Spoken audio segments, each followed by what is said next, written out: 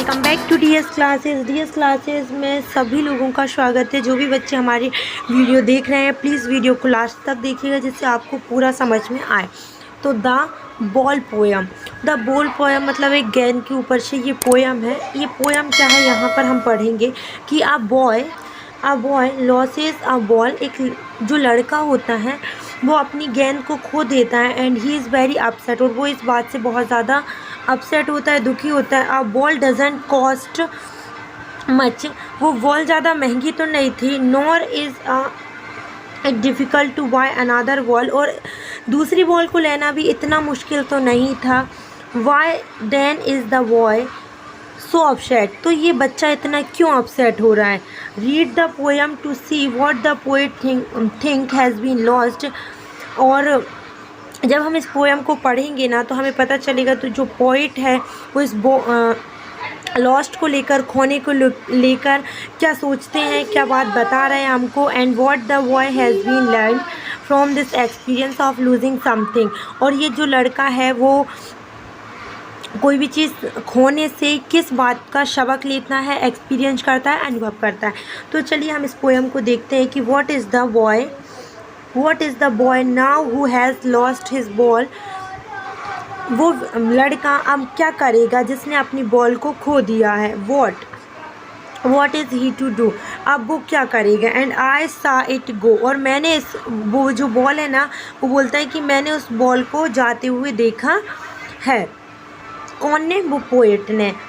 Merrily bouncing and down the street and then merrily over there it is in the river, और merrily bouncing मतलब बहुत ही हंसते मुस्कुराते हुए बाउंस हो रही थी बहुत तेज़ एंड स्ट्रीट की तरफ जाती है ना, गली की तरफ जाती है। एंड देन फिर क्या होता है, मैरीली ऊपर, और बहुत ज़्यादा ऊपर जाती है, और वह there it is in the water, और अब वह कहाँ पर है, पानी में है, और अब वह पानी के अंदर जा चुकी है। नो यूज़ टू से oh there are other world, और ये कहने का तो कोई सेंस ही नहीं है, कोई यूज़ ही नहीं, कोई उपयोग ही नहीं है कि हम दूसरी बॉल या तुम्हारे पास बहुत सारी और बॉलें हैं, यह कहने का कोई भी मतलब नहीं है।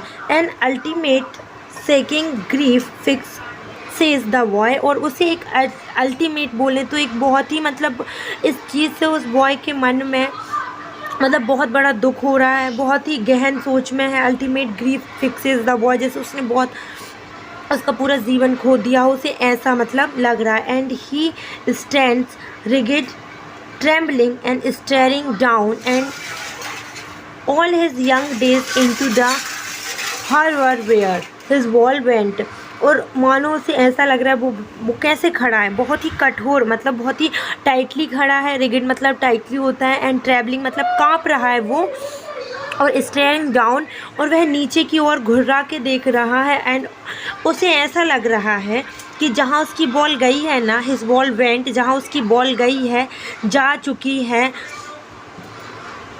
हार्बर मतलब होता है बंदरगाह, तो जहाँ वह बॉल गई है ना उस बंदरगाह में, मतलब उस सी में, उस रिवर में, उस पानी में, उस वाटर में, तो उसे ऐसा लग रहा है कि मेरा जितने भी उससे यादें जुड़ी थी, हिज यंग डेज से मतलब उसकी जवानी से नहीं है, उसकी जितनी भी बचपन की यादें उससे जुड़ी हुई थी, वो बॉल उसके बहुत सारे मतलब बहुत दिन से साथ थी, और उससे बहुत सारी, उसने बहुत बार उससे खेला, तो उससे बहुत सारी यादें जुड़ी हुई थी। तो उसे लग रहा है कि सारी वो हार्बर वाटर में जा चुकी है, और जहाँ वो बॉल गई है। हार्बर मतलब होता है बंदरगाह। I would not interrupt on him, और आगे बोलता है कि I would not intrude on him, मैं उससे कोई गुस्ताखी या फिर मतलब होते ना कि मैं उसे परेशान नहीं करना चाहता था, मतलब दखलअंदाजी जो टांग अड़ाना होते हैं ना, तो बोल रहे थे मैं उसे परेशान बिल्कुल नहीं करूँगा, उससे बिल्कुल भी छेड़खानी नहीं करूँगा।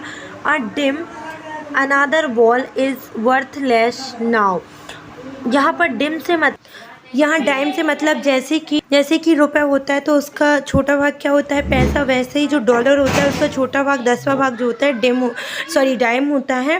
तो डाइम या अनदर बॉल मतलब दूसरी बॉल या फिर कोई पैसा इज़ वर्थलेस नाउ, मतलब कि उसका कोई कीमत नहीं था, किसी दूसरी बॉल का या फिर किसी और पैसे का वहाँ पर कोई भी कीमत नहीं था। अब ही सेंस फर्स्ट रिस्पॉन्सिबिलिटी, और उससे अंदेशा हो रहा था, वह महसूस कर रहा था उसकी पहली रिस्पॉन्सिबिलिटी रिस्पॉन्सिबिलिटी मतलब रिस्पॉन्सिबिलिटी से मतलब यहाँ पर उसे जिम्मेदारी का अनुभव हो रहा था। नाउ आज वो पहली बार एक मतलब जिम्मेदारी, पहली बार उसने जिम्मेदारी की समझ ली थी। इन अ वर्ल्ड ऑफ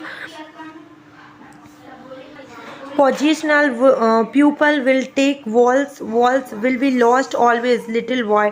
और वो बोलता है कि इस वर्ल्ड में सबकी एक अलग पोजीशन होती है, जैसे कि आपके पास पैसा है, आपके पास घर है, आपकी अलग पोजीशन है, आपको किसी और अलग पोजीशन में है वो तो, एंड मनी इज़ एक्सटर्नल। लेकिन कोई भी वो वॉल जो पर्टिकुलर बात होगी ना जिस रिश्ते की, जैसे कि आपकी ज़िंदगी में कोई ख़ास रिश्ते हैं या फिर कोई ख़ास वस्तु है और वो गुम गई है, या फिर बाय चांस जैसे कई बार हमारे माँ बाप अपने बहुत क्लोज़ होते हैं लेकिन एक टाइम के बाद वो भी अपन को छोड़ के चले जाते हैं, तो वो रिश्ता हमें कोई वापस नहीं दे सकता। मनी इज़ एक्सटर्नल, तो वहाँ पर मनी भी यूज़लेस हो जाती है, बाहरी हो जाती है, क्योंकि वो चीज़ हमें कोई वापस नहीं देता। इस बॉल की तरह ही is learning well behind is desperate eyes. वह सीख रहा था, उसकी जो नमी मतलब निराश भरी आंखें हैं जिसमें से आंसू आते जा रहे हैं, उसके पीछे की द एपिस्टिमोलॉजी ऑफ लॉस मतलब कि वह किसका नॉलेज गेन कर रहा था। उसकी जो आंखें हैं मतलब डिस्क्रिएट आंखें हैं जो निराशपूर्णता भरी, वह इसके पीछे घाटे का जो है वो नॉलेज गेन कर रहा था, उसे ज्ञान प्राप्त हो रहा था। How to stand up knowing where what every man must one day know. तो मतलब कि कहाँ कैसे खड़ा होना चाहिए, यहाँ ऐसे नॉर्मली खड़े होने की बात नहीं, मतलब किसके लिए स्टैंड अप होना चाहिए, किस जगह पे किस सिचुएशन पे कहाँ हमें स्टैंड लेना चाहिए, तो ये चीज़ें वह सीख रहा था। Knowing what every man must one day and most know now many days. वह ये सीख रहा था, जानने की कोशिश कर रहा था कि एक्चुअल में मैन कहाँ होते हैं और वन डे मतलब एक दिन उन्हें कहाँ होना चाहिए। लेकिन ऐसा जो है मोस्ट नो मैनी डेज, वह कई दिनों में ये चीज़ें सीखता है। हाउ टू स्टैंड अप मतलब जो लोग हैं वो कई दिनों में ये चीज़ सीखते हैं कि हमें कहाँ स्टैंड करना चाहिए, किस तरीके से लॉस या किसी भी चीज़ को हमें खड़े होकर वहाँ पर फेस करना चाहिए। बट वो इस बॉल के थ्रो पर ये सारी चीज़ें सीख रहा था। तो ये था लेसन जोहन वेरीमैन का था, जिसे लिखा गया था, और इसमें इस बॉल के माध्यम से बच्चे को ये सिखाया जा रहा है कि कैसे वो स्टैंड अप करे और कैसे कहाँ किस, यहाँ पर बॉल को रिश्तों से भी नापा गया है और मतलब कि हर एक चीज़ से तुलना की गई है। ठीक है, अगर आप लोगों को थोड़ा बहुत भी समझ में आया होगा तो प्लीज़ इस वीडियो को शेयर करना ना भूले ताकि आपके फ्रेंड्स भी आपको थैंक यू बोल सकें और मैं आपको थैंक यू बोल सकूँ। तो थैंक यू फॉर वॉचिंग।